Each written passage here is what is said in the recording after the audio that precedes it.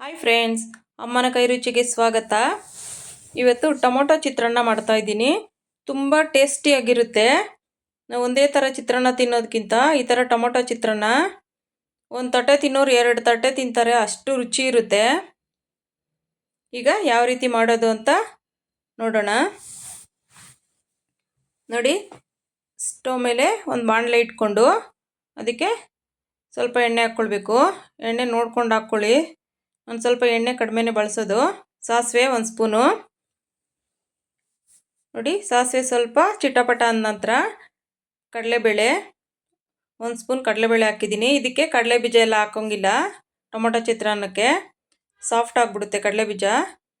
ಈರುಳ್ಳಿ, ನಾವು ಗೊಜ್ಜು ಯಾವ ಥರ ಮಾಡ್ತೀವಿ ಅನ್ನೋದ್ರ ಮೇಲೆ ನಾನು ಇಲ್ಲಿ ಈರುಳ್ಳಿ ಒಂದು 5 ರಿಂದ 6 ಈರುಳ್ಳಿ ತೊಗೊಂಡಿದ್ದೀನಿ. ಸಣ್ಣದಾಗಿ ನೋಡಿ ಆ ಥರ ಕಟ್ ಮಾಡಿರೋಂಥದ್ದು. ಈರುಳ್ಳಿ ಸ್ವಲ್ಪ ಫ್ರೈ ಆಗಲಿ. ನೋಡಿ, ಈಗ ಹಸಿಮೆಣ್ಸಿನ್ಕಾಯಿ ಖಾರಕ್ಕೆ ಎಷ್ಟು ಬೇಕೋ ನೋಡಿ. ಈ ಥರ ಮೊದಲೇ ಹಸಿಮೆಣ್ಸಿನ್ಕಾಯಿ ಹಾಕಿದ್ರೆ ಅದು ಖಾರ ಚೆನ್ನಾಗಿ ಬಿಟ್ಕೊಳ್ಳುತ್ತೆ ಎಣ್ಣೆಲಿ. ಫಸ್ಟೇ ಹಾಕಿದ್ರೆ ಸ್ವಲ್ಪ ಎಲ್ಲ ಸಿಡಿಯುತ್ತೆ ಅಂತ ನಾನು ಸೆಂಟ್ರಲ್ಲೇ ನೋಡಿ ಈ ಥರ ಎಣ್ಣೆನಲ್ಲಿ ಇದು ಮಾಡ್ತಾಯಿದ್ದೀನಿ. ತುಂಬ ಚೆನ್ನಾಗಾಗುತ್ತೆ ಅದು ಫ್ಲೇವರ್ ಎಲ್ಲ ಬಿಟ್ಕೊಂಡು. ಫಸ್ಟೇ ಹಾಕಿದ್ರೆ ತುಂಬ ಸಿಡಿಯುತ್ತೆ ಅಂತ ಈ ಥರ ಮಾಡೋದು. ಸ್ವಲ್ಪ ಕರಿಬೇವು,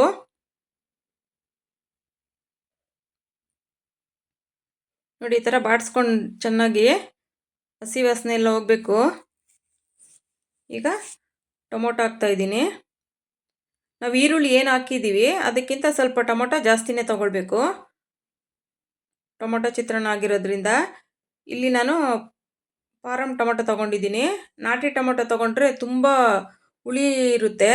ನೀವು ಆ ಥರ ನಾಟಿ ಟೊಮೊಟೊ ಹಾಕಬೇಕು ಅಂದರೆ ನೋಡಿ, ಒಂದು ಸ್ವಲ್ಪ ಅರಿಶಿನ. ನಾಟಿ ಟೊಮೊಟೊ ಹಾಕಿದ್ರೆ ಅದರೊಳಗಡೆ ಇರೋ ಪಲ್ಪೆಲ್ಲ ಸ್ವಲ್ಪ ತೆಗೆದುಬಿಡ್ಬೇಕಾಗುತ್ತೆ, ತುಂಬ ಹುಳಿ ಇರುತ್ತೆ. ಇದು ಫಾರಮ್ ಟೊಮೊಟೊ ಹಾಕಿದ್ರೆ ಕರೆಕ್ಟಾಗಿರುತ್ತೆ, ಇದೇನು ಅಷ್ಟು ಹುಳಿ ಏನು ಬರಲ್ಲ. ನೋಡಿ, ಈಗ ರುಚಿಗೆ ತಕ್ಕಷ್ಟು ಉಪ್ಪು. ತುಂಬಾ ಚೆನ್ನಾಗಿರುತ್ತೆ. ನಾವು ಯಾವ ನಿಂಬೆಹಣ್ಣದೆಲ್ಲ ತಿಂದಿರ್ತೀವಿ ಅದಕ್ಕಿಂತ ಇದು ಮಾಡಿದ್ರೆ ನೀವು ಒಂದು ಸ್ವಲ್ಪ ತಿನ್ನೋರು ಅದು ಡಬಲ್ ತಿಂತಾರೆ, ಅಷ್ಟು ಟೇಸ್ಟಿಯಾಗಿರುತ್ತೆ ಟೊಮೊಟೊ ಚಿತ್ರಾನ್ನ.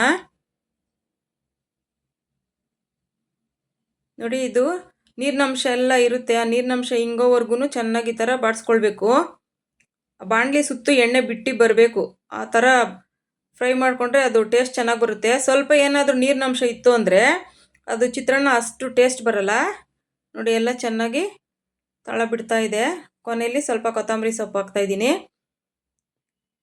ಕೊತ್ತಂಬರಿ ಸೊಪ್ಪು ಮೇಲೆ ಹಾಕಿ ಬಿಡ್ತಾರೆ, ಆ ಥರ ಮಾಡೋದಕ್ಕಿಂತ ಸ್ವಲ್ಪ ಹಾಕ್ಬಿಟ್ಟು ಫ್ರೈ ಮಾಡಿದ್ರೆ ಅದ್ರ ಫ್ಲೇವರೇ ತುಂಬ ಚೆನ್ನಾಗಿ ಬರುತ್ತೆ. ನೋಡಿ, ರೆಡಿ ಆಯ್ತು. ಈಗ ನೋಡಿ, ಈಗ ಅನ್ನಕ್ಕೆ ಹಾಕಿ ಕಲಿಸ್ತಾ ಇದ್ದೀನಿ. ಸ್ವಲ್ಪ ತಗೊಂಡು ನೀವು ಈ ಥರ ಗೊಜ್ಜು ಮಾಡಿ ಇಟ್ಕೊಂಡ್ರೆ ನೀವು 5-6 ದಿವಸ ತನಕ ಇಟ್ಕೊಳ್ಬೋದು. ಎಷ್ಟು ಬೇಕೋ ಅಷ್ಟು ಹಾಕ್ಕೊಂಡು ಯಾವಾಗ ಬೇಕಾದರೂ ಕಲಿಸ್ಕೊಳ್ಬೋದು. ನೋಡಿ, ನಾನು ಸ್ವಲ್ಪ ಗೊಜ್ಜು ಹಾಕ್ಕೊಂಡು ಕಲಿಸ್ತಾ ಇದ್ದೀನಿ. ತುಂಬ ರುಚಿ ಇರುತ್ತೆ. ಬೇರೆ ಮಕ್ಕಳಿಗೆಲ್ಲ ಬೇರೆ ಟಿಫನ್ಗಿಂತ ಈ ಥರ ಮಾಡಿಕೊಡೋದ್ರೆ ತುಂಬ ಚೆನ್ನಾಗಿ ಇಷ್ಟಪಟ್ಟು ತಿಂತಾರೆ. ನೋಡಿ, ನಮಗೆ ಎಷ್ಟು ಬೇಕೋ ಗೊಜ್ಜು ನೋಡಿಕೊಂಡು ಹಾಕ್ಕೊಳ್ಬೇಕು. ತುಂಬ ಗೊಜ್ಜಾದ್ರೂ ತಿನ್ನೋಕ್ಕಾಗಲ್ಲ, ನೋಡಿಕೊಂಡು ಹದವಾಗಿ ಕಲಿಸ್ಕೊಳ್ಬೇಕು. ನೋಡಿ, ರೆಡಿ ಆಯಿತು.